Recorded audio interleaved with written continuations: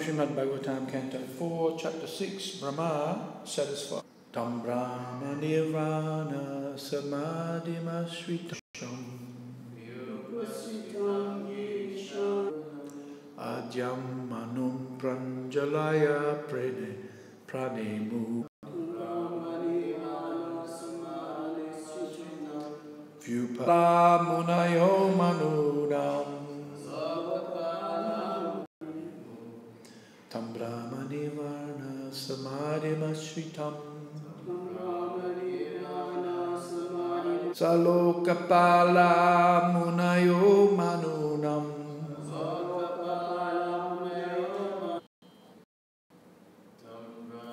Manum Pranjala Samadhimasritam Kapala Munayo Manemu.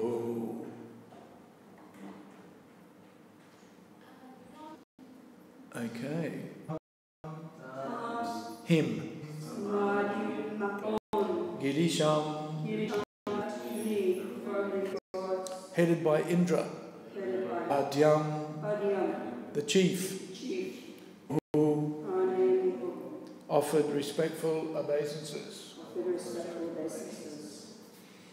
Also, pranemu, in saffron garments.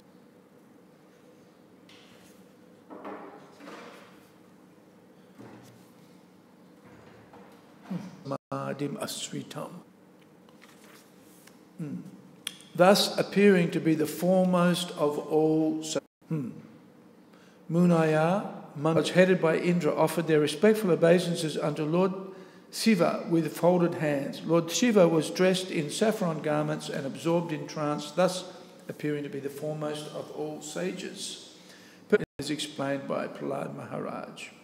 When one is completely absorbed in the Adhokshaja, the Supreme Personality of Godhead, who is beyond the sense perception of materialistic persons, one is situated in Brahmananda. And pastimes of the Supreme Personality of God. But factually, he is always existing in his Satchit Ananda Vigraha, what is called attention. So one who is Nirvana or Brahmananda. Lord Shiva exhibited these symptoms, and therefore it is Yoga Kaksha is the sitting posture in which the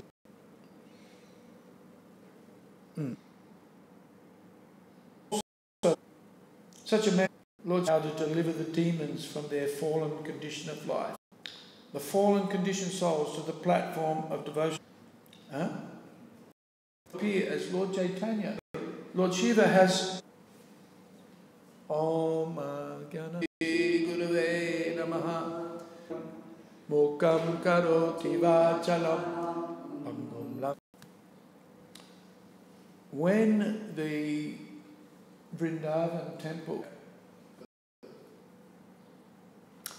Srila Prabhupada zones around the world, but India was Srila Prabhupada because his disciples were always being cheated. Right? Or the Mayapur Chandradoya Mandir, or the Temple of Vedic Planetarium, or the Temple of Understanding, it's referred to in the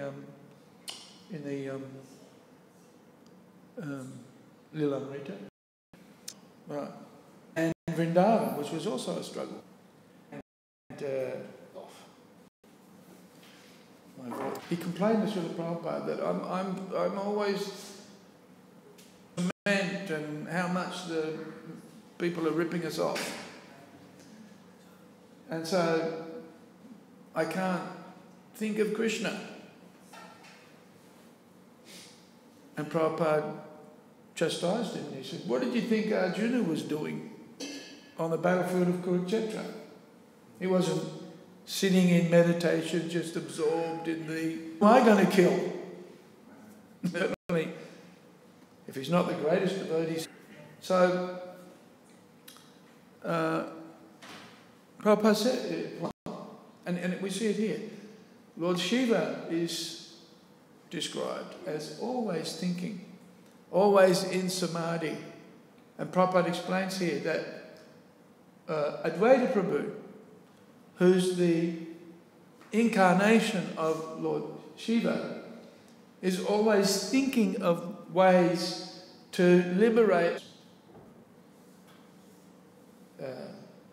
setting up an organization, right? Creating a mission, or creating a meditation on Krishna's desire. Krishna design and engineer opportunities for people so they can become Krishna conscious, which is what our society is all about. It's the meditation of Advaita Prabhu. So by extension, it's the meditation of Lord Shiva. Right? Meditating on Krishna means meditating on Krishna's desire. If you're a servant of Krishna, right, then you meditate on what service Krishna wants. Is that right? Right? If you're a servant, then what do? You go and ask the master, what would you like? Huh? What would you like? And as Prabhupada points out, if he asks for orange juice, you bring orange juice, you don't bring milk. Huh? So a servant is attentive to the needs of the master. Manunam adyam manum, the service of Krishna. That meditation on service to the Lord, even though it appears, and Maya means that which is not.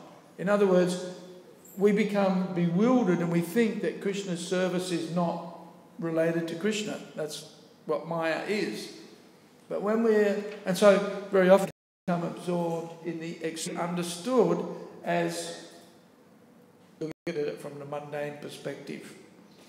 And so what we do should never be disconnected from Krishna. By pointing out the behaviour of Advaita in Chaitanya Leela, in Kali, in the age of Kali, exhibited in the Sankirtan movement, all being manifest in this day and age. This is why the Sankirtan mission is so important, so valuable. Prabhupada says that demigods are lining up to take birth in Kali Yuga to get an opportunity to participate in this. Of course we do, because we forget our connection with Krishna. And that's why we should have good sadhana. Our sadhana is in his form as meditating on service to Krishna.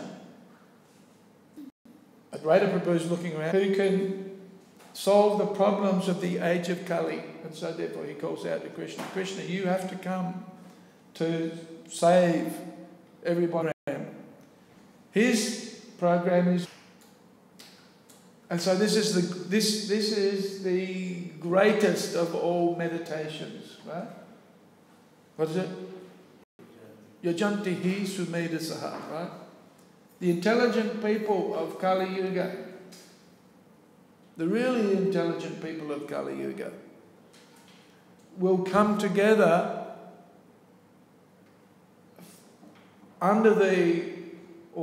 following the call of Sri Chaitanya Mahaprabhu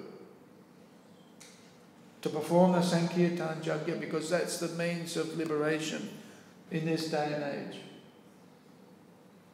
And we see that, or we see how we've witnessed, or we've seen by communities, demonstrating the principles of spiritual life, how to make spiritual advancement in this day and age. And part of making advancement is to participate in the Sankirtan movement. Because if you're making spiritual advancement, you understand, I'm not this body, then you're not this body, what are you? What's the answer? You're not this body, what are you?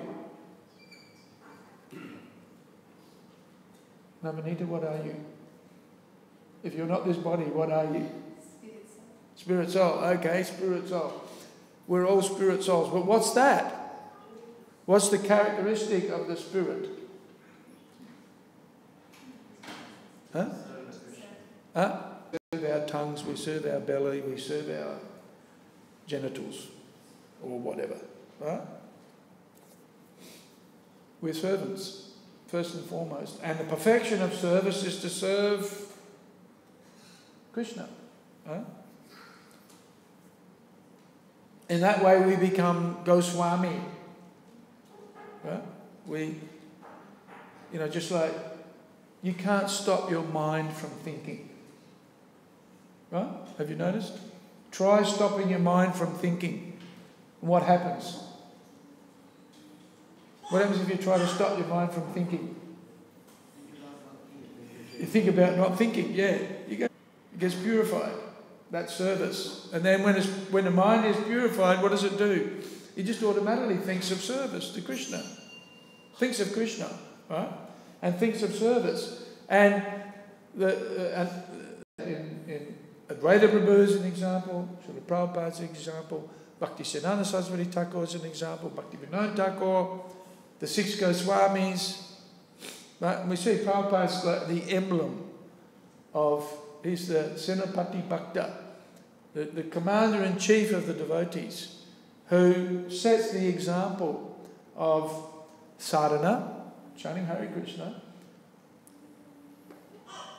studying the literature, or in Prabhupada's case, not just studying the literature, but writing books and distributing books, right?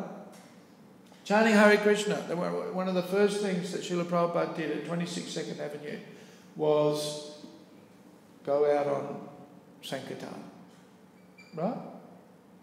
Brahmananda maybe, right? And had a shaved head. Everybody else is in their jeans and just what we call kami clothes. Kami clothes. One of the first things that's thoroughly purifying, right? So we can see from Prabhupada's example how he and from Lord Shiva, Manunam Adyam, Munayo Munanam Adyam Manu. This is his meditation.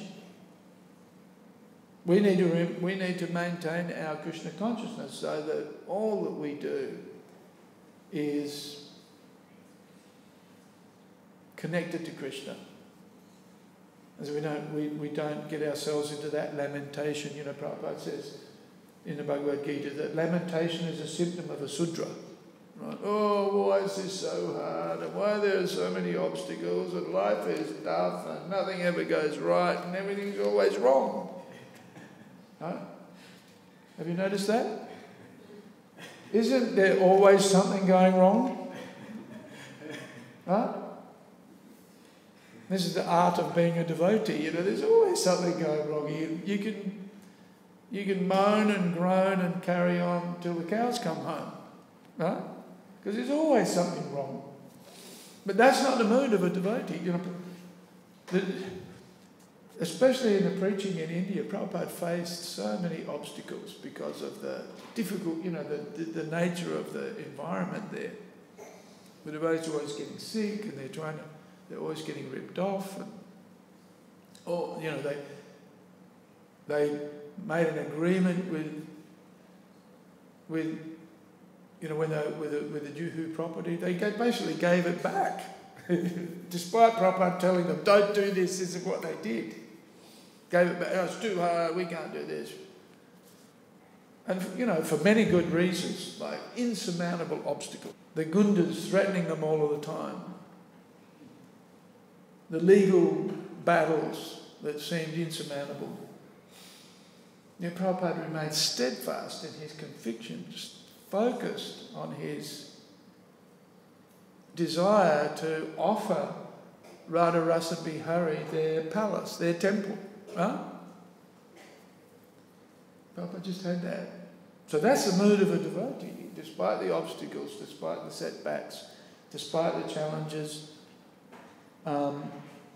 always remaining focused on rendering the service, keep doing the service. Krishna will facilitate our service despite the obstacles. And there will always be obstacles. So this is the meditation of a devotee. This is the topmost thinking, right? How to preach, how to give others an opportunity to be engaged in devotional service.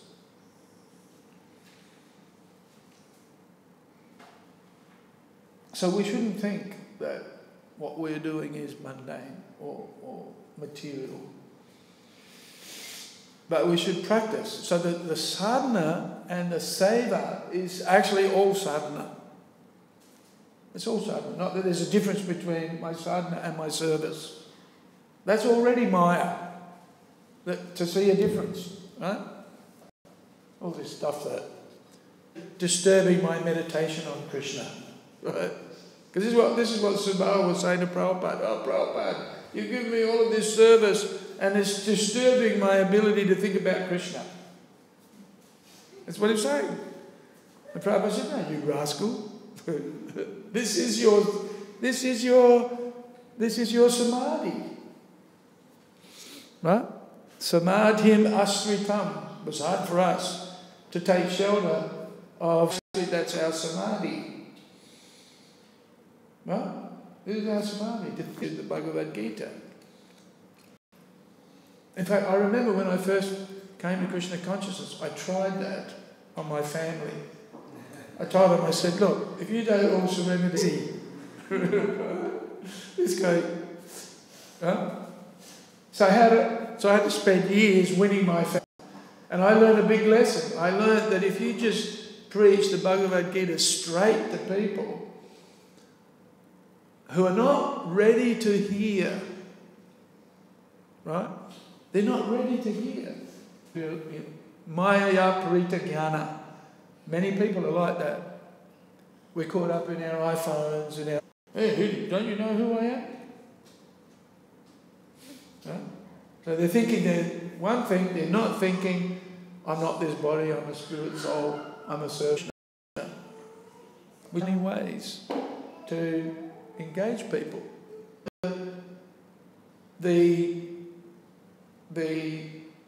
That their hearts are changed.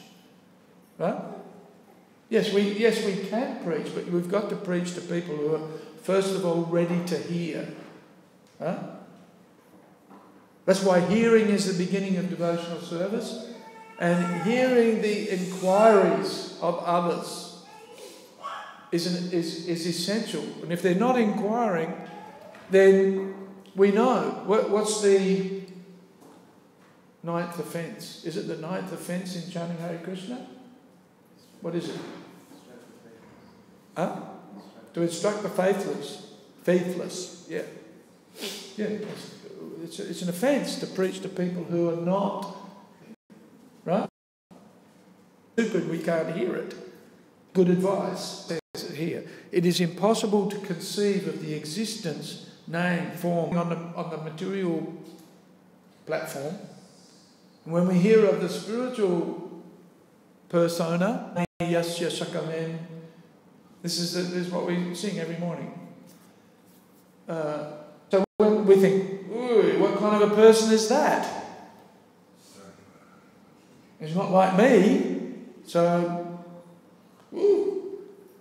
So when we're thinking from the material, mundane platform, and then we're presented the personality of Godhead, we just have to be situated.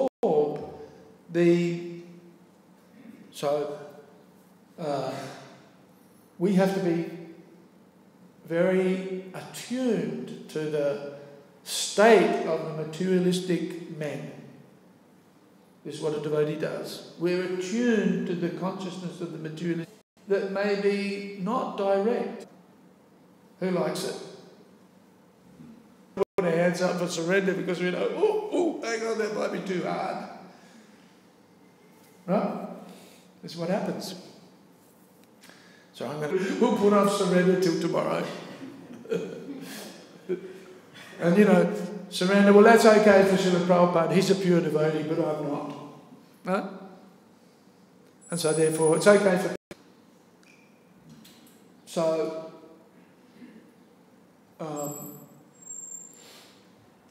we need to embrace, in order to surrender, we need to embrace the service. And embrace the service as if it's our, actually, of bhakti.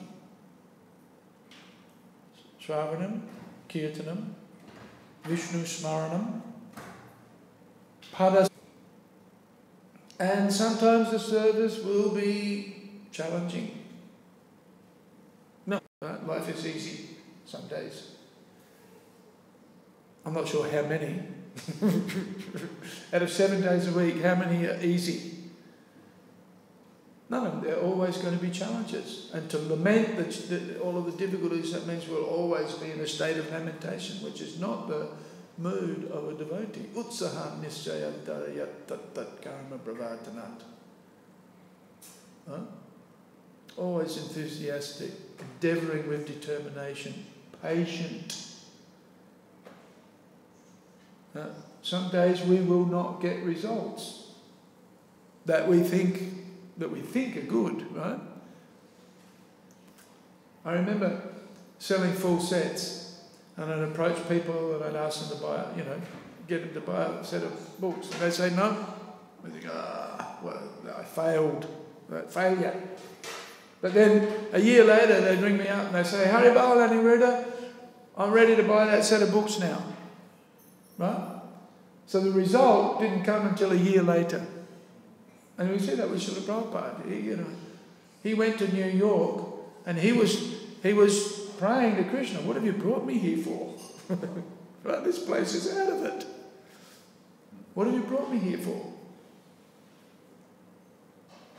So sometimes when we're doing our service, it doesn't look like we're achieving anything, or it even looks like we're going backwards.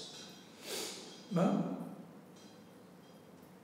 But we have to have that faith, that not all part of the material world. It's all part of the spiritual energy. Just keeping the temple clean, for example. It appears to be a very mundane activity, sweeping the courtyard, cleaning the toilets. You can't get any, you can in any society. Right? What is that? Toilet cleaner. It's the bottom. But, it has an impact on people when they come into the temple and they see everything is spotlessly clean. And here's the thing. When we clean, it actually cleans our heart. We get purified. And when people come into you remember the first day you walked into a temple. We forget this, right? Think about the first day that you came to the temple. Well, how did it make you feel?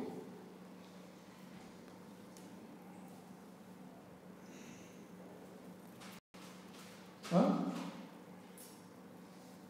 Gee, the devotees are full on, aren't they? I want more of that. More of that intensity, right? While we're in it, we're thinking, bhakti. That potency of bhakti, that's what it is. It's Krishna's energy. Krishna's all attractive, so his energy is also in the world. You cannot. And people are trying. They're going to the cinemas, they're going to the bars, and they're going to the races and the footy and whatever. looking for that taste. They don't get it.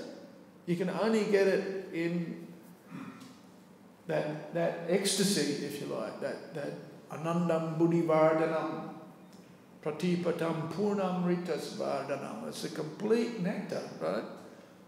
Purnam ritas vardhanam, that we're all like to taste in the Sankirtan movement. We get it at the Hare Krishna temple. And if the devotees at the Hare Krishna temple are not happy with that, it is difficult. Or there are challenges, because we're in the material world, it's designed that way. But that is our purification. Pavitram idam uttamam. Right? To the materialists, because they can't appreciate it. But in the temple we give, but also, okay, what do you like to do? Then it's pavitram idam uttamam.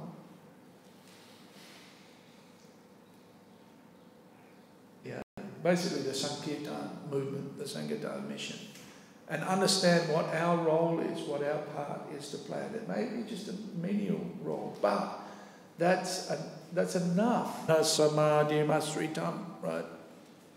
Shelter of that Brahmananda. And what is it? And that's defined as meditating on adhokshaja, right? Mentioned here.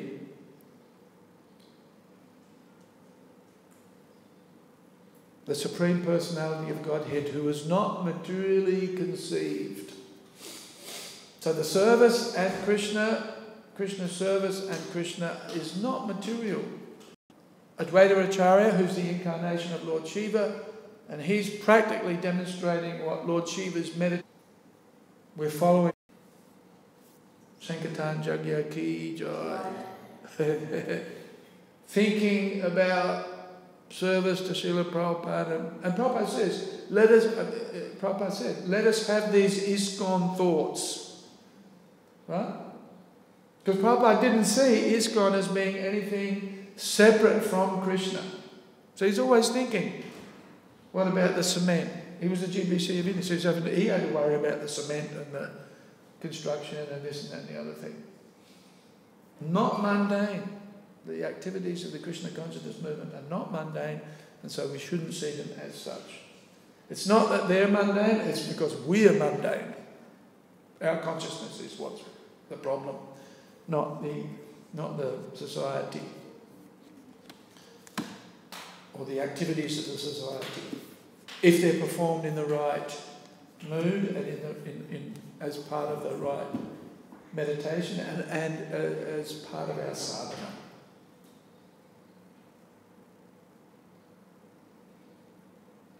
Does anybody have any comments or questions? Well, beginning devotional service, that especially when you're very passionate. The what? You're very passionate. You are. We are. And I think I still am, but anyway. Yeah? You're at least making some advancement.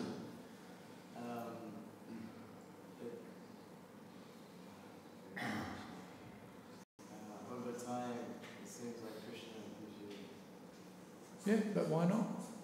As we apply ourselves,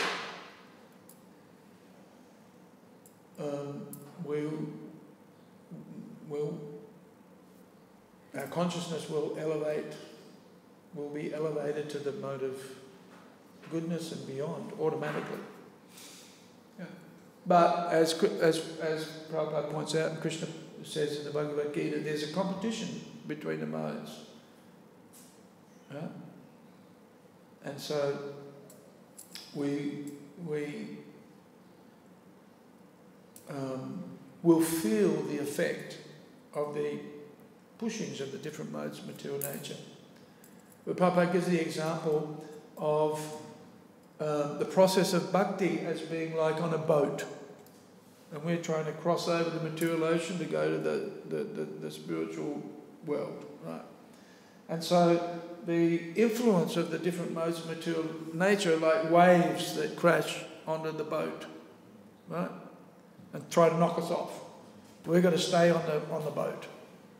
Because the boat of transcendental practice elevates one gradually above the waves of material energy. Right? But we'll still feel the effect from time to time. Right? Because we're in the material world, so it's not that... sometimes people say, oh, Prabhupada's a pure devotee, it was easy for him. But we see it wasn't easy for him. Right? It's never easy for anybody.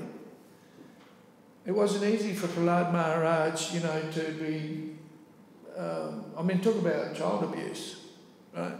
Hiranyakashipu's the king of the child abusers, right? When you think about it, he got his mother to feed his son poison. She knew, he knew, Dad knew that he was trying to kill his son, right?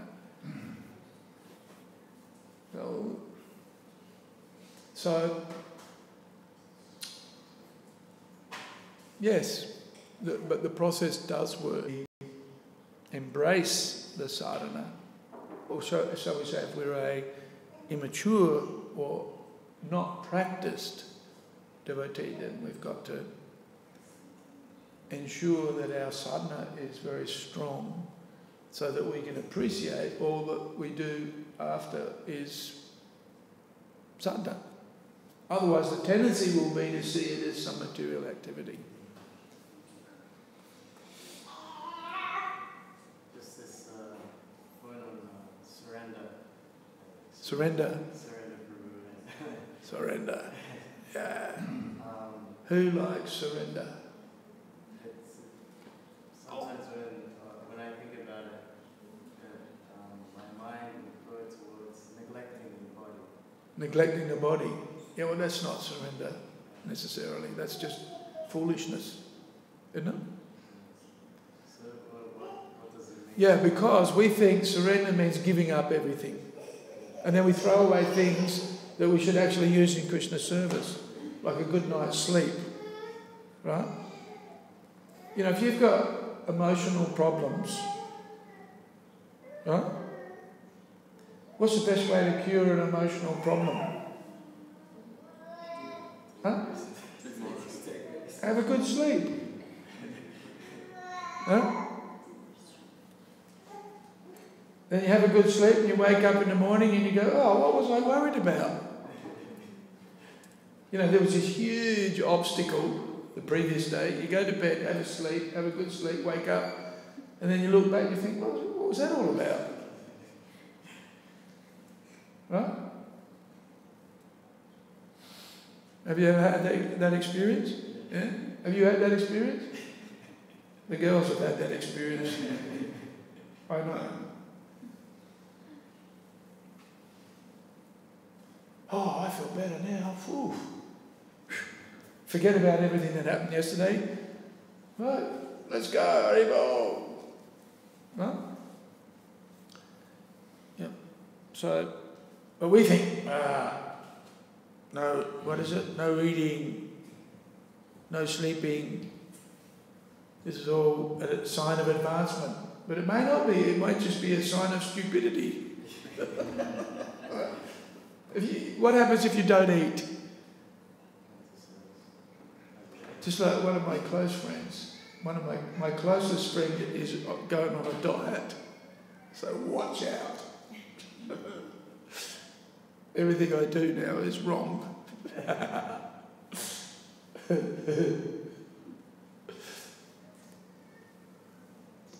See, watch people when they go on diets, they get angry quickly.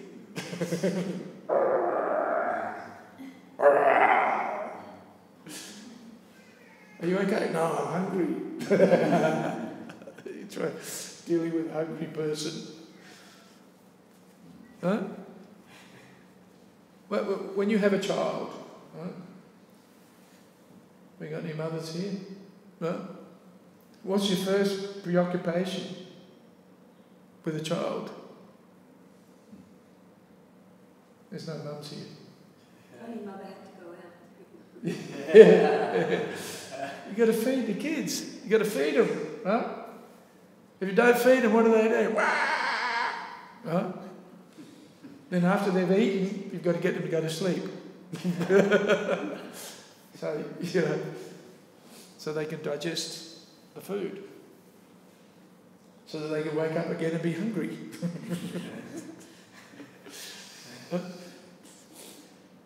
Yeah, so Phagu Vairagya, right? It's a show of renunciation. Whereas bhakti automatically gives rise to Vairagya. Automatically. But what happens is we see the symptom of bhakti, Vairagya, and we think, oh, if I cultivate Vairagya, then automatically I'll get bhakti. It doesn't work like that. Bhakti gives rise to Vairagya, but Vairagya just makes you hard-hearted or angry or frustrated. Right? If that's what you're concentrating on, thinking, oh yes, if I demonstrate Vairagya, I'll be a great devotee. But you know, my favourite story is, you know, the devotees who, when they come to the temple, especially the girls, you know, they start eating prasadam, right? But then they start, what happened? Oh, I've got to stop eating. I should be renounced. Yes, that's what a devotee does, right? So then they get a little plate. Huh? As if a little plate will solve the problem. But that doesn't solve the problem, it just means the mountain of prasadam goes higher. The prasadam just gets bigger. Or, you know, the other devotees who put their stashes in the fridge in the ashram, they come back to get their prasadam and they discovered that the devotee who was on a diet just ate it all. Because they couldn't control themselves. Oh, no, I can't do it any longer. Oh, what's that? Huh? So yeah, false renunciation. And it's a learning curve. Right? We think, I'm supposed to be renounced, but how come there's 7 offerings every day? Huh? And there's the milk sweets, and then there's the fruit, and then there's the breakfast, and there's the lunch. And the best offering is the 9 o'clock. And you can't even eat it. Because if you eat at 9 o'clock, you can't wake up at 4 o'clock. So what's going on around here? This place is rigged. This place is completely rigged. It's completely against making spiritual advancement for the neophyte. Right? Have you noticed that? Like, what's the best Mahaprasadam? It's a puri with sabji. Especially paneer, you know, eggplant sabji. And when, I don't know about now, but you know, no, Braj Basi, when he cooks at 9 o'clock, right? Don't go near the 9 o'clock. Don't even look at it. Because you'll be finished. And then you eat too much, and then you can't even chant your rounds in the morning, and then life is hell for at least a couple of weeks afterwards. As you're trying to get back to your natural transcendental, you're trying to get your Paramahamsa platform back. Right? So what's going on here? It's just rigged. So somehow we have to embrace all of that and make spiritual advancement. Well, and despite all of the perils, all of the dangers, all the obstacles that are placed in front of us.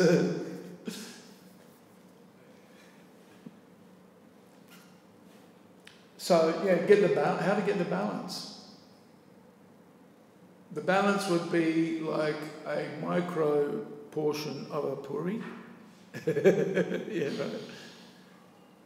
Now, what we used to do in the old days was the 9 o'clock got put away, and so we used to heat it up again for breakfast. Because who can resist?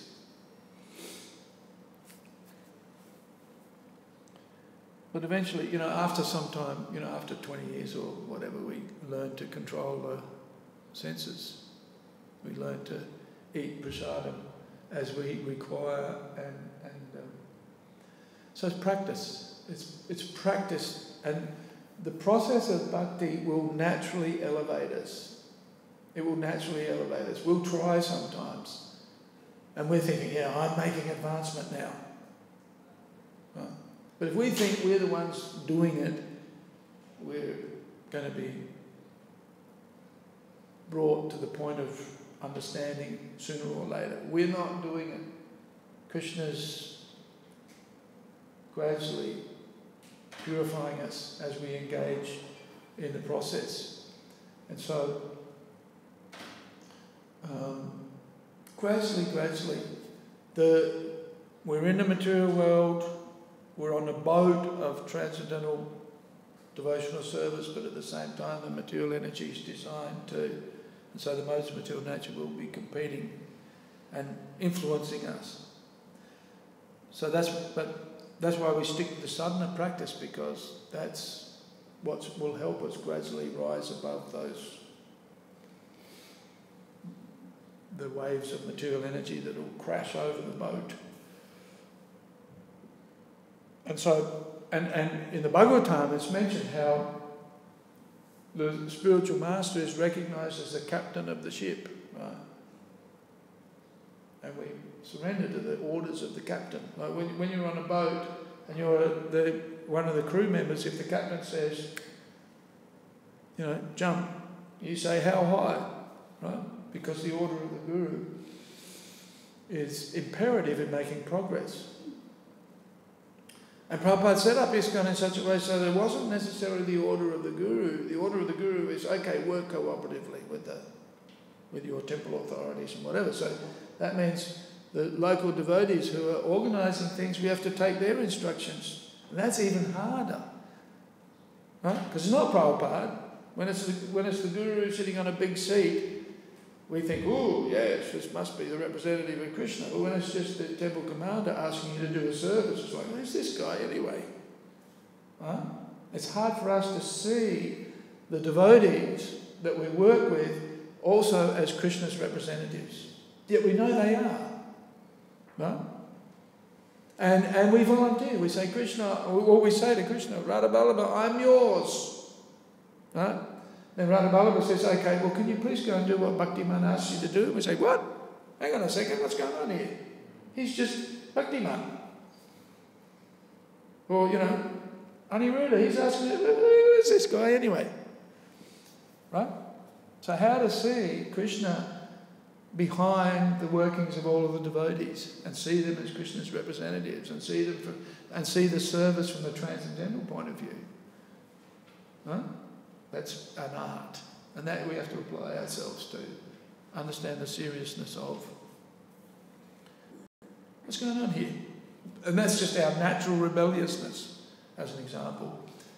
And also we rebel. We think, oh, ISKCON, it's just a material, it's just an organisation. It's an organisation like all of the others, it's got all of its faults, right? We can see like that. But that's Maya's trick. We actually have to see it all as Krishna's.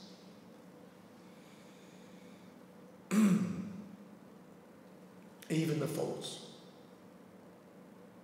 of which there will be many. Be many. We're in the material world. Actually, Prabhupada says, you can even find fault in Krishna, plenty of them, and even in the Guru, the spiritual master. With the material conception, you'll find fault in everything. What do you think, Lolita? Okay. What do you think, Prabhuji? What is it? Munayam, Adyam,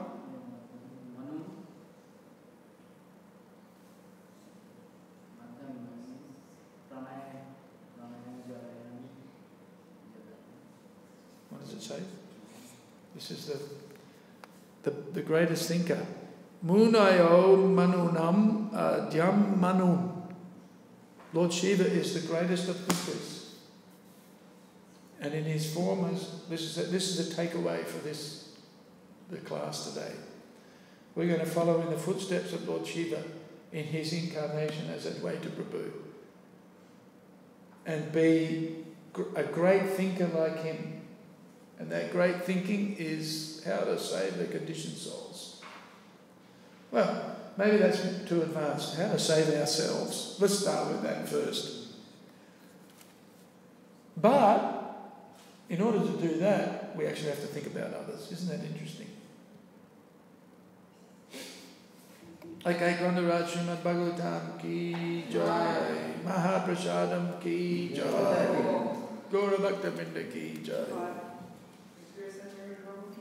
Hare Krishna. Puri, what is it? Puri and 9 o'clock Maha ki jai. But don't go near it. It's for Krishna.